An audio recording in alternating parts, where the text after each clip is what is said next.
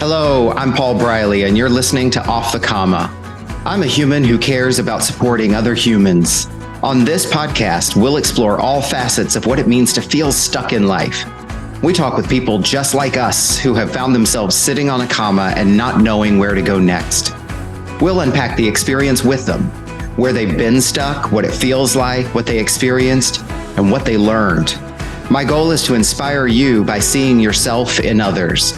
I believe that when we feel more connected and seen, magic can happen.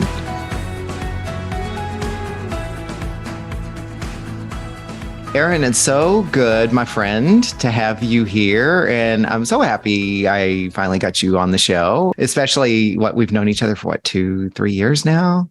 Yeah, longer than that. Maybe like 5. Yeah. Oh my gosh. Yeah. Because we knew each other before I moved back to Sacramento. But I'm just, again, so happy to have you here. Yeah. Well, thanks for having me, Paul. I've been looking forward to it. Awesome. Cool. And as always, as I mentioned, I'm excited to hear what you're going to be sharing today. You and I haven't talked about what your story is, so I'm going to be surprised as well, and very excited to be part of it. So let's dive in. Erin, why don't you introduce yourself? Tell everyone who you are and how you would like to be known. Yeah. Hi, folks. Thanks for listening. I'm looking forward to this conversation. I teach writing to folks around Sacramento and around the world, people who want to be able to use their voice to meet their own individual goals, need the confidence to do so. And often we don't get that confidence in school because we're writing for a different reason. So I'm a teacher. I have my own business, and I go out into the world and teach for various clients, trying to help them be strategic and confident with what they're trying to communicate about. Thank you, Erin. And so we know a little bit about kind of what you do for work. Tell us, how would you describe yourself as a person? Like, what words would you use to describe yourself as a human? I mean, I'm definitely silly. I'm curious. I like to take action. I'm creative in ways that are sometimes easy and sometimes more challenging or dark for the experience. I spend a lot of time expressing myself through music and gardening and exercise, just like enjoying expression and creativity in music, and enjoying curiosity and getting out into the world and hanging out with different kinds of people is what I'm all about. And I would even add that as I know you, nature is an important component of who you are. Yeah, from food to activities to hiking, camping, and certainly enjoy coming and helping myself to the items in your garden. I guess being outside is huge. And yeah, we managed to turn the backyard into sort of a park instead of a place of concrete and grass. Yeah. Just trying to get out and swim in different events and different bodies of water and just connect to my sort of natural being, which I think is something we have to be intentional about in life, in this society anyway. Oh, and intention is so powerful. And that's a good segue, because I want to ask you, what is your intention for this conversation today?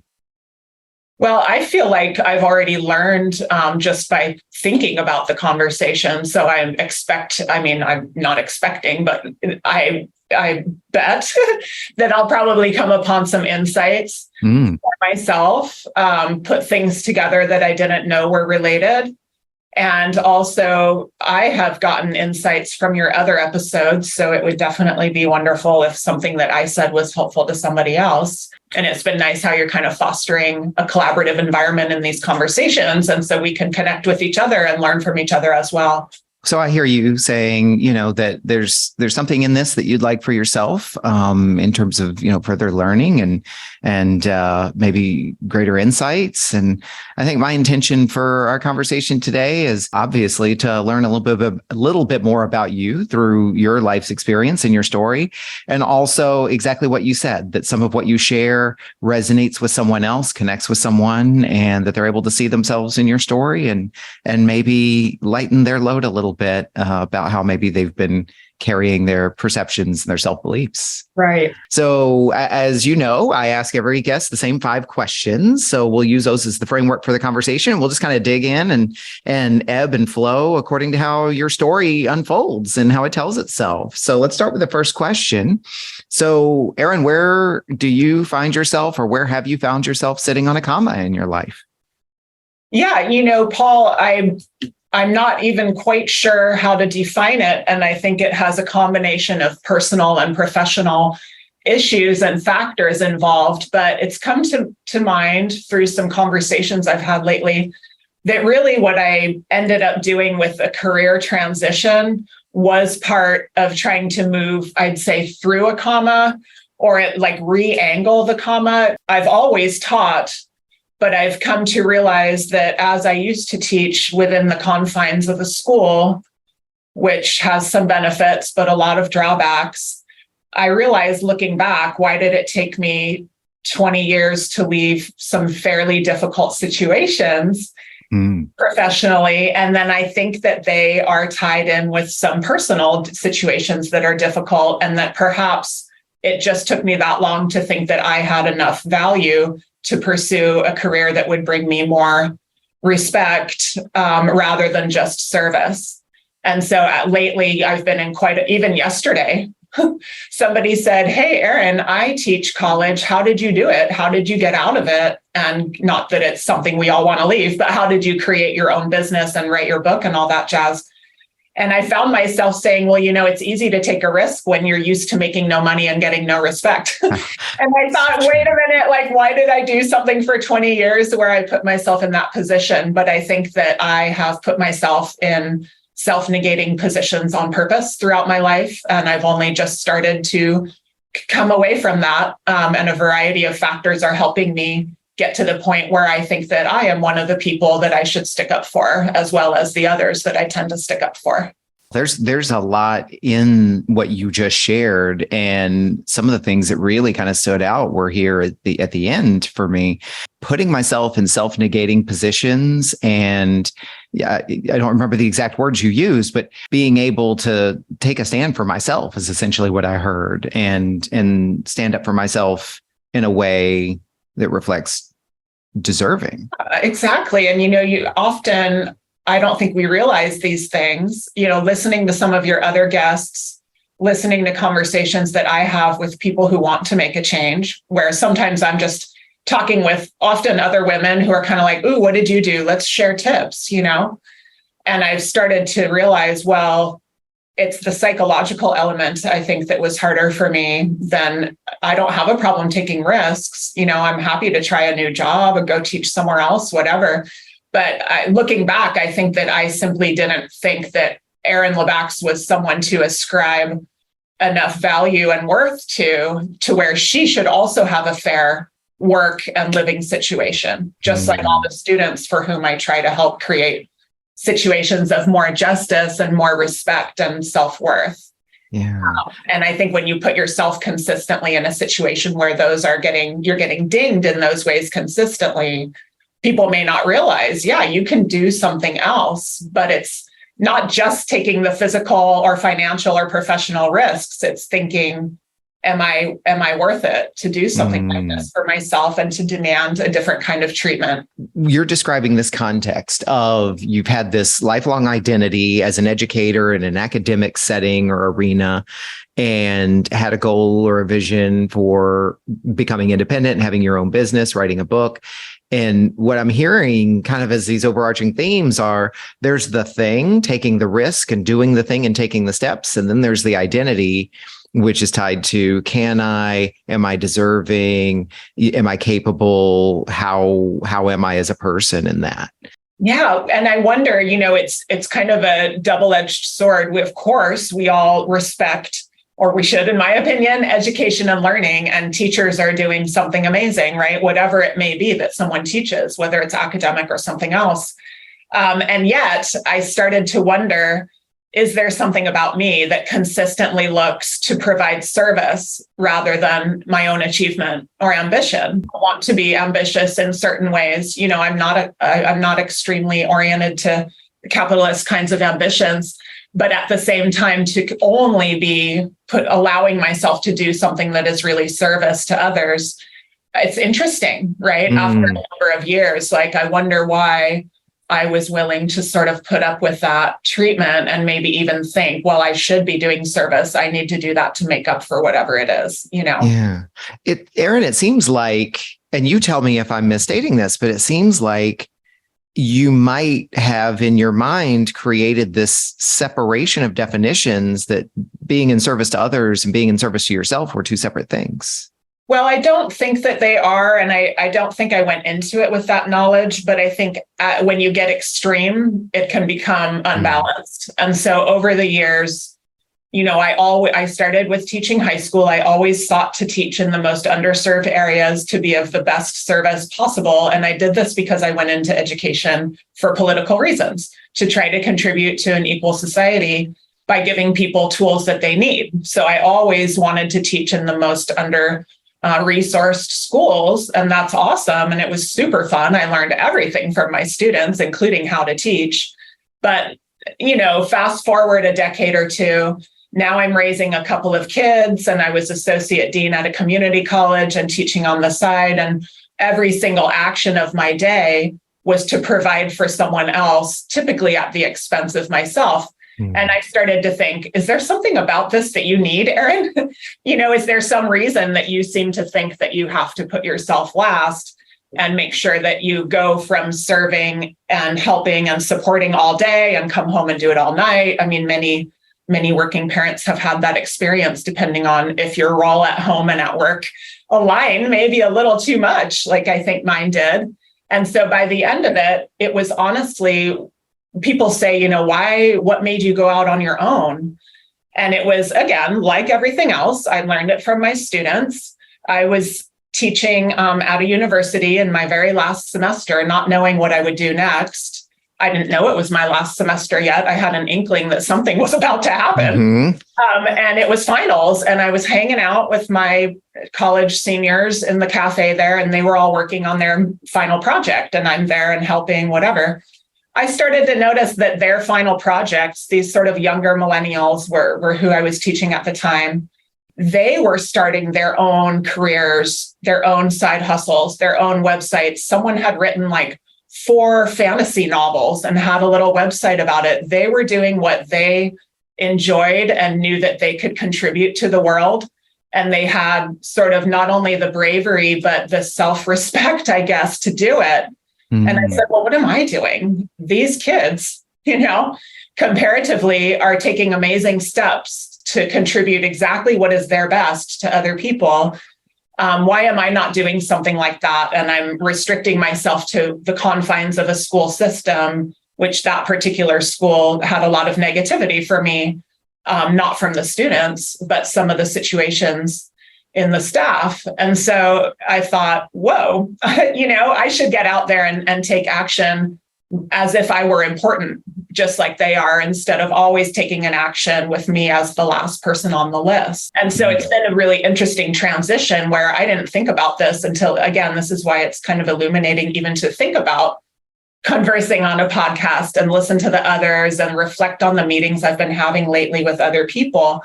But that perhaps, I think actually it's been parallel for me that as I come out of a career where I sort of like put myself in a self-negating situation and I get into a career where I can have more agency, I'm also finding more agency and self-respect as a person because I'm treating myself as if I too am worth setting up a good situation for. And so together it's helping me grow infinitely because I'm freeing myself from the constraints that I had created for whatever, upbringing reasons and whatever narratives I had created. Yeah. And now being, screw that. I'm out on my own now. I'm making the decisions that I know are right for my students. I'm good to go. And so I'm getting more benefit emotionally and growing as a human in terms of my self-respect as well. Well, first of all, I have to acknowledge this powerful sense of self-awareness that you have and self-observation and being able to articulate what you're experiencing. That, that's really something in and of itself and what that can create for you. And I'm seeing that as you have progressed through this transition, which, I consider myself fortunate to have witnessed, a fair amount of this transition timeline that you've gone through.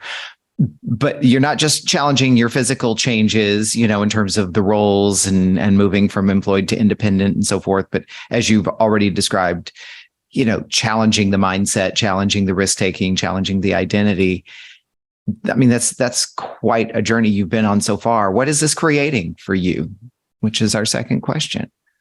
This being the journey, or yeah, the journey, or which part of this, maybe let's go back, and which part of this feels like you're sitting on a comma? Well, that's the part I'm not sure about, and I don't know that I was sitting on a comma. I was on one. Mm-hmm. I was ignorant to that fact. And I didn't even realize until quite recently that this transition was a way of moving off of something that wasn't serving me really very well. So I was always having an amazing time with my students. And so what it's bringing to me, kind of back to the identity thing, I was very nervous quitting teaching at schools because teaching is a huge part of my identity. And I thought, well, people won't understand that about me if I'm not out of school, or I won't be able to find colleagues who care about what I care about, right? Like contributing to a more equal society through pedagogy and through teaching and learning. And that's not true at all. I've found plenty of people everywhere who care about those very things and who see me as an educator. And so it's just sort of kind of where it's kind of like a parent whose child moves out and then they're kind of like, how will I adjust my identity? No one will even know I have a kid. Well, so what? You're doing something else now. No one will even know I'm a school teacher. So what? I'm still providing education. But where I'm realizing that now perhaps there is a comma-esque, side to this, is I'm still having a little trouble recognizing what do I need to do as an independent business person, because my blood and my instincts are all teaching, which is pretty much, for example, I could get a contract with a client and another business-minded person might think, okay, well, I will do these 3 things for them. They will pay this. That will be the end. I come in there with a teacher personality. And I'm like, oh my gosh, let me give you as much education as I can. Here's videos. Here's something to read. Oh my gosh, let me be of service.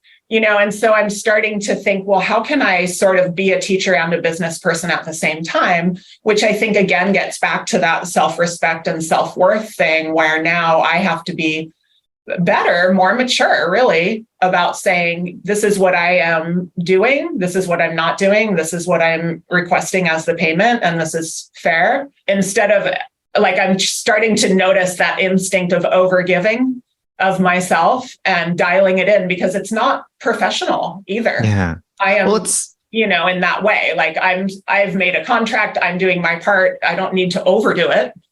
Yeah. Well, let's dig into that part right there, because that sounds like it's significant for you. So when you're in these types of situations where you're faced with this conflict, is a word I'll use, between, the old way of doing it and how I want to do it. What does that create for you? What's that like to be in that kind of position between those ends of the spectrum, so to speak? Yeah, little by little, it's becoming fairly empowering and enjoyable. At first, it was hard. I had a week recently where I forget what they all are. I can remember one, but there were 3 things in a row that I did that week where I felt like I was going out on a limb a little bit by sticking up for myself in some way. Because again, I'll have the instinct that if a client says, oh, but I'm curious, I want to see your curriculum, or I want to do this, then I'll think, oh my God, I better provide that. But, maybe that wasn't part of the contract. I don't have to just jump when somebody wants something. Right? And so there were a few, which again, as a teacher, you're kind of like jump anytime any student needs anything, right? Or the administration. And so I had 3 events occur where I pushed back and I said, well, I'm surprised, that you're asking for X and Y, given that the contract is A and B. And they're like, oh yeah, you're right. I need to totally back off. And it became easier and easier to do that, so much to the extent that a few weeks ago, I had a live class and I had a young woman in class who said during a break, she's like, do you have any advice on sending an email? I need to tell my supervisor that they've been spelling my name wrong all year. And I was like, oh boy, and she didn't even want to have the conversation. And it sort of reminded of me of how I had sort of like taken BS from people. And it's not like the person spelled her name wrong on purpose, but I said, if you get to where you're going to clarify and stick up for yourself, you will feel a sense of lightness afterwards. It is absolutely worth it to do the right thing to respect you, just like you would do the right thing to respect a friend or colleague. And you'll feel a sense of lightness because you stuck up for yourself, but also just because you did what was right. You showed up, you were transparent, you were honest, you fixed the thing instead of just stewing in it. And so that kind of me giving her that advice was because just a few weeks ago, I had 3 situations in a row where I'd been like, you know what, man, no, this is not what I do. Don't give me scope creep or whatever. Yeah. And I did feel good afterwards. And I thought, ooh, look at me, moving along my journey where, again, this sort of like going independent and liberating myself from, in the last school's case, the sort of people in the department who were above me, and liberating ourselves from these narrow self-concepts. So it's just been building confidence and joy and opportunity because I'm able to do different things now. And it's becoming easier to believe in myself as I do. Yeah. Well, and it comes through. I mean, you can so hear it in the way you talk about it and describe it. And as you were talking and describing, the word boundaries comes to mind. Does that resonate? And or are there other words that more accurately describe kind of that action you were taking to be able to create this new space for yourself? Yeah, it is a boundaries issue. And I think when I was kind of in the beginning, I was talking about how the personal and the professional for me, I think were intertwined, like finding a way to address personal narratives by punishing myself in various ways, And so I had not had boundaries personally, professionally, family wise, whatever. I was just always believing that I was the one with the less worth and needed to serve the other people. And so part of it has been, as you realize, right, getting out into the world and doing what you're good at and seeing how good at it you are. I need to protect my own interests in order to continue to provide that empowering education. Mm-hmm. So I want to protect myself so that I can protect others. And it's become much easier to set boundaries because I don't know, maybe I just got old, right? And I'm like, I'm sick of this, Yeah. Well, and only you would know. You said something really important I want to come back to. I need to protect myself so that I can protect others. And that seems like that's pretty significant because earlier you were talking about how you were all in service to others and left wondering, what's left for me to be in service to myself. It seems like all of this is related. I know, it's very confusing. Yeah. And I've had a couple events in my personal life where I am the person who ends up having to protect someone else from a dangerous or unhealthy situation. And then I've felt that way as a teacher as well, because often in underserved schools, people are having significant situations, right? Mm-hmm. And I think one thing that I'm able to give typically, and in a way that's sustainable for me, is sort of optimism and light and empowerment. And I can help people with that. And especially because I teach a subject where you use your voice, which is the whole reason I teach writing, because it is the skill that's most empowering for people to meet their own goals. And I went into it for that reason. But yeah, as long as I keep the balance, I know that I want to protect or boost up other people. And I know that I can. And that I enjoy it as long as I don't deplete myself. So I think now that I'm no longer suffering the sort of disrespect of my last college situation, which had a little bit of, sexual harassment, classist approaches, and some of the yucky things we find in academia in general. Just great getting out of that kind of thing where I'm not being hurt. If I'm neutral, I can fill my own well through enjoying times with students, with friends, with nature, and then I can still provide that empowerment and help people stick up for themselves as long as I'm doing it for myself as well. Yeah. A huge acknowledgement to you, first of all, for having to endure what you just described enduring in one of your past roles, and for recognizing what doesn't serve you, what's not okay, and taking the steps that you need to be able to protect yourself and remove yourself from that situation. Even though this is my opinion and I'm editorializing, you shouldn't have to have been faced with that decision. Like, if you're the abused, you shouldn't be the one who has to remove yourself and find other ways. But that's a whole other conversation we could get into. I don't want to diminish your experience with that, but I want to acknowledge you for that because that's challenging. to say the least. But you know what? I maybe I needed a collection of difficult things to finally make me do it, to make me say, I will never put myself in a situation to have that treatment again. Yeah. And as long as I can keep my business going, that was literally part of it. I'm like, I am such a great teacher. And it's always, of all the things that I have had self-punishment about, I've always known I'm a great teacher, and people have told me that in class. And so why should I, be brought down by somebody above me when I'm trying to do exactly what our students need? I could just go do it by myself without being harassed or whatever it is. And so that was part of it. It's just, and sometimes people will say, well, how did you do all that risk? I go, well, just, you might need to get mad. Once you're mad, you can do a lot. I will not ever have a boss like that again. Oh, it's so true. Feeling. So true. It's so often in life, we talk to people, and myself, I've experienced as well, where it's like, oh, there's got to be a way to work through this. And, why did it have to be that terrible? Well, maybe that's exactly what it needed to be, to get you to see something differently, to experience something differently, to recognize the difference between what's okay and not okay, and or to just take action, right? The hot burner removes the hand in most cases, right?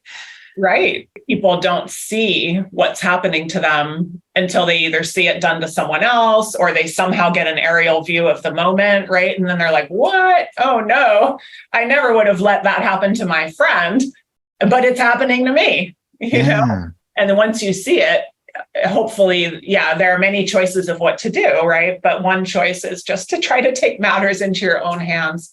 And I think that's why we are seeing, especially with COVID, so many people who are in groups who've had difficult treatment at work, finding ways to do their amazing work without that infrastructure kind of holding them back in some cases. Yeah. You have shared so much about this journey that you've been on, and as you've described it, it was more of a comma that you used to be on, and now this is kind of the journey that you've been on since then. What else would, because you shared a lot already about what you've learned about yourself, but specifically with that question, like what else would you say you've learned about yourself through this journey? Well, one of the really cool things about working alone that I've discovered is that it points out your own flaws and your own talents. Because, it's just you, and you can start to notice, oh, I'm really good at these 3 things, and I'm not so good at these 3 things. And so one thing that I've learned is how wonderful it can be to say, hey, colleague, I notice you're very organized, but you're not having any creative ideas on this. I'm a disorganized person with a lot of creative ideas on this. Why don't we partner up and I'll bring the ideas and you bring the order? And so just even being able to see, ooh, Erin, you're good at these things. You're kind of not that great at these, and be able to use that strengths-based approach where we can partner up and collaborate with people who have strengths we lack and vice versa. And that's something that as a teacher, you work alone. And I learned, like I said, from my students, what works in the classroom. But being able to team up with people now and collaborate is so fun. And I'm able to get new places because I know what I can do, but more importantly, what I can't. How interesting that you have this newfound sense, and maybe it's not newfound, but the way you're describing it, this new experience with collaboration and partnership and working with others that you had to go to work for yourself in order to experience. Yeah, I mean, I'd always had lots of teacher friends, and, you try to talk in the hall or the bathroom, but you're in a hurry and you don't really do things together that much. Certainly not make up for each other's fails because you're in different rooms. And so, just that new approach of teaming up with people and learning. It's just amazing, right? To watch yourself and then reflect, ooh, look at what happened these last 2 years. I seem to have these abilities or not these ones. And just that awareness is so helpful. And I'm also hearing you describe that you learn about your strengths and your limitations, and you're able to see them without judgment and make decisions about how you want to be with them and how you want to work with them, right? Like you said, like, this is what I'm good at. This is what I'm not so good at or don't enjoy doing.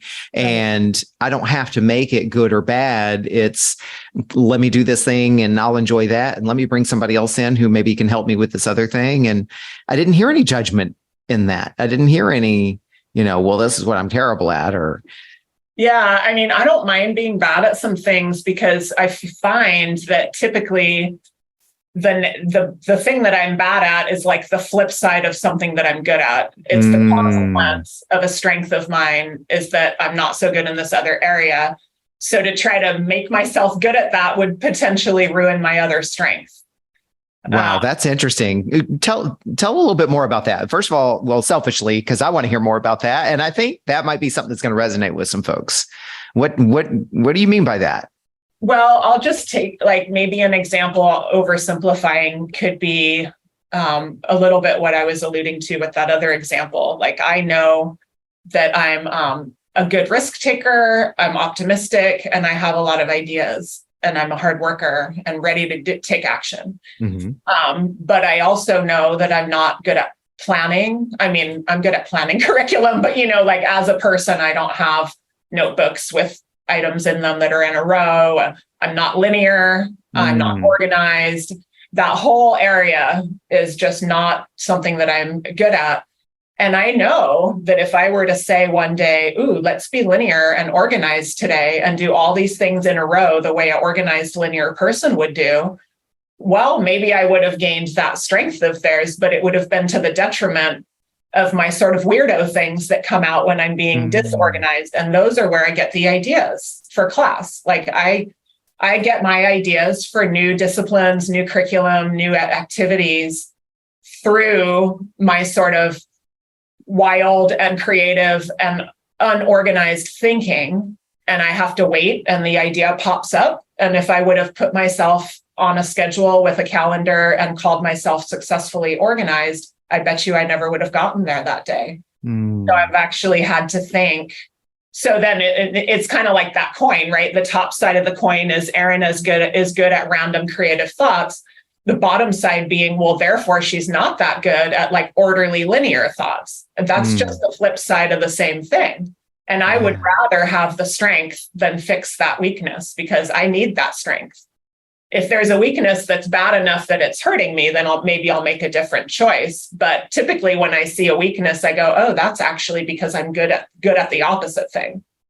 So I'm literally going to Venmo you for that. That's some of the best coaching I've gotten this week. You have me asking myself a question now. What things am I struggling so hard to change about myself that it's actually taking away from the thing that would serve me best? I'm going to spend some time with that. Yeah. Well, and I bet so many of us do it because we walk into society and they say, you have to have a checklist and do these 5 things to be considered valuable. And if we're so busy trying to do those 5 things, our natural talents are getting shoved to the back. Yeah. Well, here's another example, right? And this comes up in some of the corporate work that I do too, right? And I'm not making this good, bad, right, or wrong, but this is something that we all see, and we talk about this in my sessions all the time, about emotions in the workplace. You're too emotional, right? You're not supposed to be so emotional, blah, blah, blah. And we can slice that pie 1,000 different ways, but I'll tell you some of the most important advice I ever got.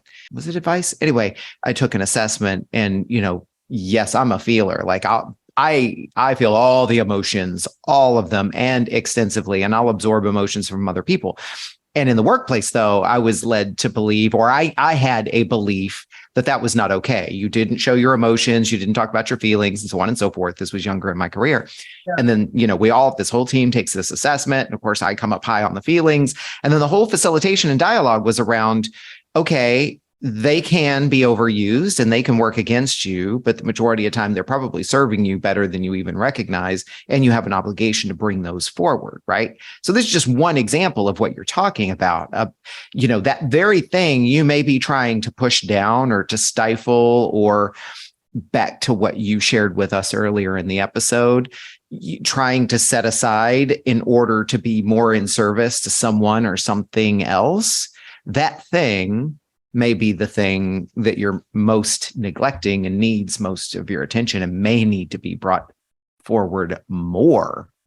It may be the very thing that makes the service the best that it can be. Yeah. And from that very factor, like your idea about not being, being told not to be emotional, and especially as a male. I mean, I have so many male students who tell me that they find that so constraining, right? To try to not sound emotional at work. Geez.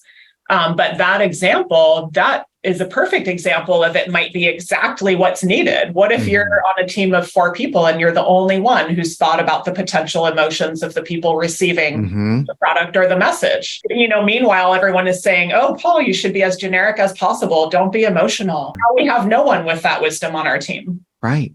Or another same example, right? You might be, if we stay in this emotions vein, you might be on a team and everybody else is analytical and we all 4 agree, okay, let's go as fast as we can in that direction. And I'm the only one in the room who says, my gut tells me something bad is going to happen. And and we're all headed off of a cliff, right? So you just never know. So Erin, what has changed for you as a result of kind of this journey that you've been on? What would you say what has changed for you? Very interesting. I mean, probably the biggest thing that's changed is my peace of mind, which makes me better at many things, being a friend, being a partner, being a teacher, where I'm not constantly beating myself up in the background or having fears about I'm not worth this or whatever it is. Somehow, and I'm still trying to figure out how, this sort of simultaneous, you've got the professional, like go ahead and treat yourself like you have worth because you're good at teaching. And I know where I got that idea too. It was when I taught internationally. So that might be something to come back to. But the professional change, at the same time as I'm recognizing, perhaps just because of age or because I moved and my kids moved out and I'm back in the state with my parents, whatever, some kind of life moment or whatever. And then in my case, it's kind of weird, but I'm just going to say it because I think other people probably have these things too. As you brought up, I'm very nature oriented. I'm very physical. I'm always moving around. All of the problems that exist, I have them in my body. So I have kind of some issues with part of my body that comes from these psychological difficulties from the old days. And as I'm working through the career change, the self-concept change, I'm also working through that. And they're all lifting together. Like as I bust out a part of my back that typically holds fear very, very tight, by just doing yoga or whatever is swimming or whatever it might be. And I'm treating myself like I matter that day. And I'm having healthy thoughts. Little by little, it's as if I'm basically recovering as a person and turning into somebody who knows how to be mature and put themselves first in a healthy way. And take on life with just more peace of mind and less fear. And so that's just, I never had even hoped that it could get to this point because life had been very difficult on an internal level before, and it's changing, and it's amazing to live in a way where you're kind of like, I'm kind of enjoying just being alive. Yeah. I got a visual as you were describing that of like all these things. When you said they all lift together, they all rise together, this visual of you're slowly refilling this pond within which the boat was stuck in the mud. And the more you put into the pond, the sooner the boat is able to float and sail again. Yeah. But from so many angles at once, so you can't even track it. So it's kind of like for all of us, for self-care and self-actualization, there's so many angles. Like, are we empowering ourselves physically, emotionally? What are we trying to do to be able to believe in ourselves and put our self-worth first? It's a multifaceted approach, I think. Multidimensional. Powerful. And again, so well stated. You're very in touch with what you're experiencing and how to describe it. That's just really cool to see. And it's also helpful, for someone like me to be able to kind of then to do a little self-referencing and say, okay, well, how can I apply this in my own life? So that's been really cool. Let's go to this last question then. So what does getting off the comma look like for you? And I recognize based on, what you shared already and kind of how you approach this question, maybe it's not directly an answer to that, but I'll put it back in your hands. What does getting off the comma look like for you? Part of it, I think, is coming just to an emotional place of peace, like I was saying, and that then becomes the center for being able to do things with your career or my music goals or whatever a person's goals might be. But I think also I'm still figuring out, I am still a teacher, but now I have really the fun of being a business owner too, because you get to problem solve every day.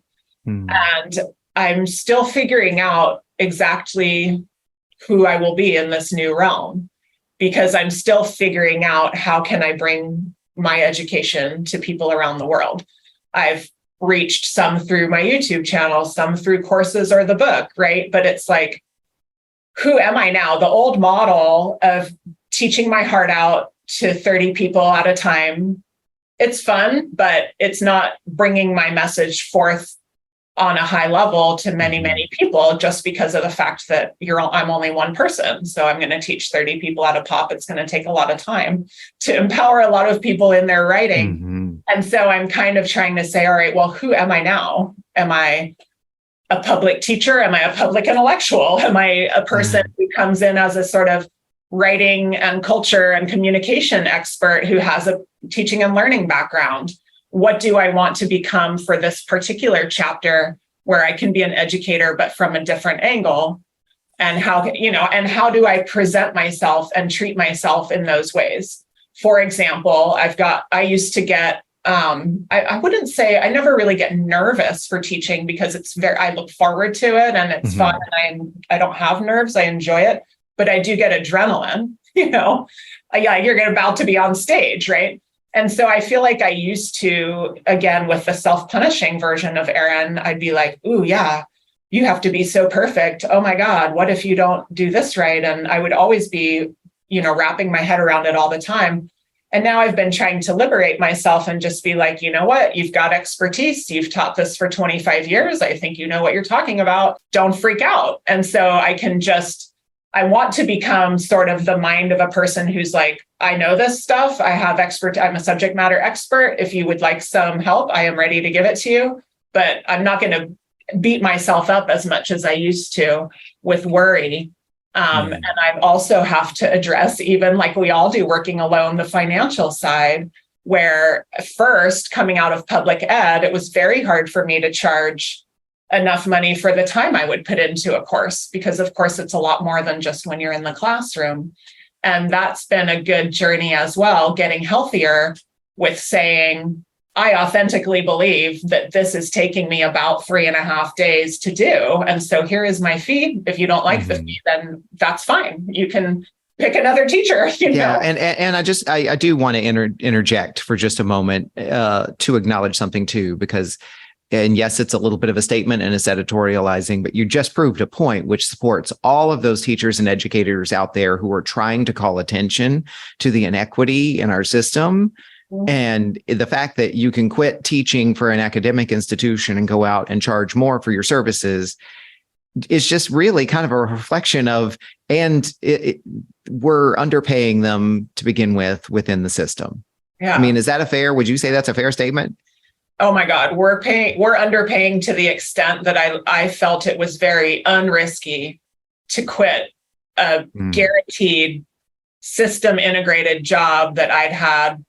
I'd been at 3 different schools, but for 20 years, I walked away from it because I thought there's no way in the world I'm going to make less than I have been. It's impossible. I mean, that's not true, of course, but it definitely, the wages are in the realm that people, I think, don't realize how low they can be, to where your lifestyle is just like, kids know not to ask about going out to dinner or whatever, like they're living a certain life.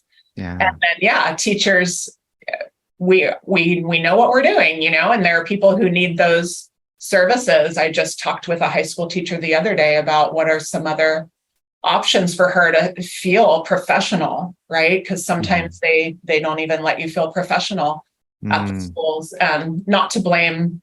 Administrators go in with a good heart often as well. It's a systemic thing in our country, not in all countries, right? Country. Yeah. We could definitely have such an extensive conversation about that. I want to bring it back to you though. And something that came up when you were answering this last question, you were talking about, what getting off of a comma looks like for you and all the things that you're learning and stretching into. I had a vision of you now being the senior in the cafe working on your final project and somebody else looking over your shoulder and helping you. Like, that's who I saw in everything that you just described. Is now you're working on your big project. Yeah. And the way you described those seniors and that admiration that came into your description of those seniors when you had that pivotal moment all those years ago, is what then I also heard coming from you in nice. This recent description. Right. Well, it's very invigorating to put yourself in a situation where you get to be creative and have self-respect and succeed. Instead of just trying to succeed within a situation that's not set up for success. That's really important, isn't it? It's not just doing what you can to make the best of your circumstances, but also being able to change your circumstances. Right. Which people have more or less ability depending on income and things. But, even if you can do it from teaching, I had my summer pay that summer to make the change, and yeah. Well, I think what you're leaving me with is there can be a lot of things that will affect your ability or capability or belief. But it starts with a vision. It starts with an intention. It may start with a pain, which is going to spark and inspire some form of intention and vision, right? Right. But it starts with I'm ready for something different, whatever that means, however that comes to you, whatever that looks like. If it presents itself, it is a door. And it's not always going to be glamorous. It's not always going to be, butterflies and birds and sunshine on the other side. But if that door opens, there is an opportunity there for you. Mm-hmm. Right. Yeah. It's okay to step in or even try to shape the door a little bit. Yeah, I love that. Erin, as we wrap up, what would you acknowledge yourself for today? Well, I do think it's cool that I'm a risk taker, because I know that that's hard for a lot of folks. And I think that has led me to this point. And I think more people can do it by thinking less about other people's perceptions. And also just by realizing, there is no way forward but to step. There isn't a way for somebody else to make our lives better. Really, we have to be the ones to say, well, if I want it, I have to go take the chance.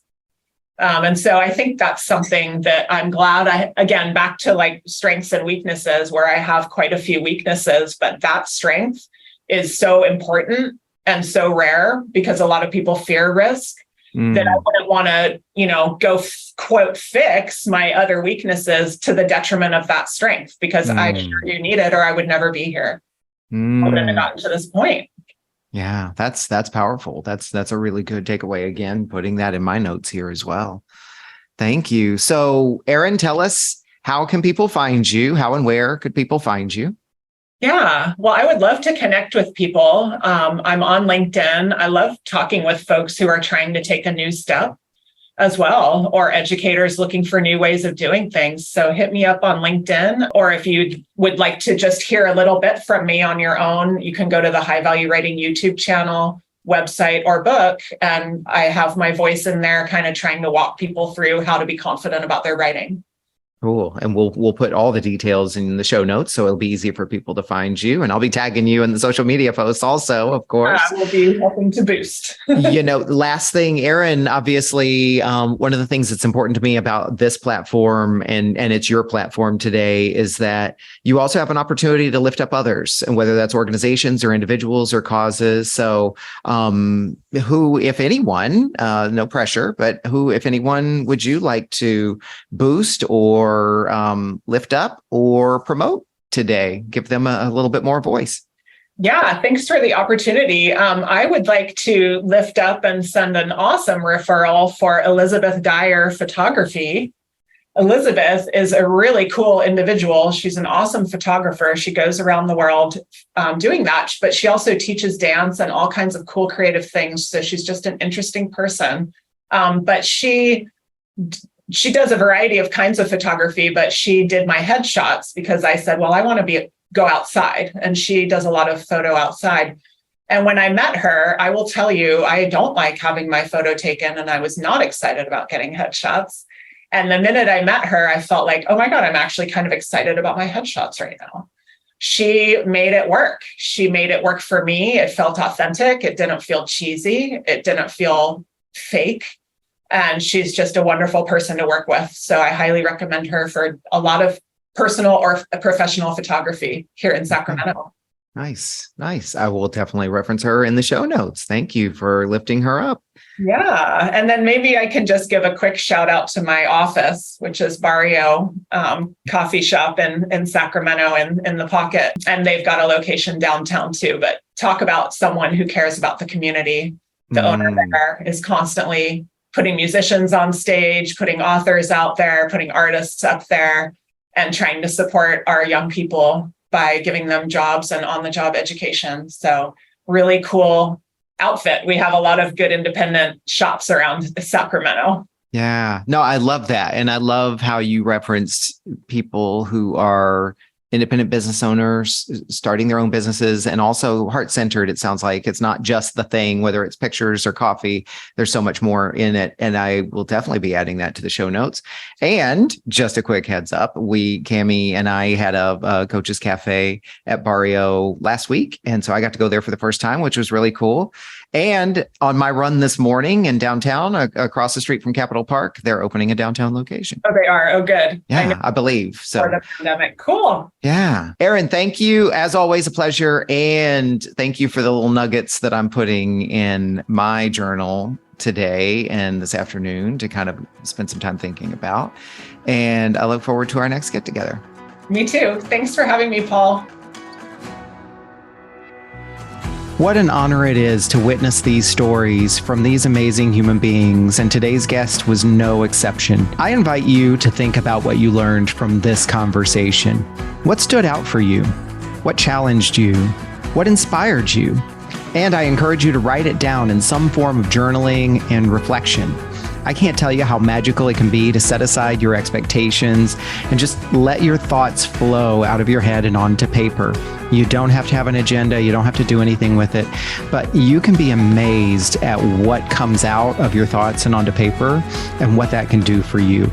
I know freestyle journaling has been a powerful practice in my life for a very long time. You just never know what you might discover about yourself. Thank you for listening to this episode of Off the Comma. Follow me on social media at Off the Comma, and also look for upcoming workshops and events at offthecomma.com, or better yet, go to offthecomma.com and sign up for my mailing list and let me bring the news directly to you. I am passionate about keeping this podcast ad-free so that we create a safe container for people to be able to tell their stories uninterrupted by commercials and promotions. I currently cover all the production costs, and I'm happy to continue doing so. And I'm also open to and appreciative of any donations that anyone would like to contribute. This is nothing more than to be able to support the podcast and cover some of the monthly editing and producing and equipment costs that are associated with this podcast. So look for the donations link in the podcast descriptions wherever you find this podcast. Be sure to like this episode, follow the podcast, and more importantly, spread the good word. If you were moved by today's conversation, pass it along to someone you care about. As always, keep noticing.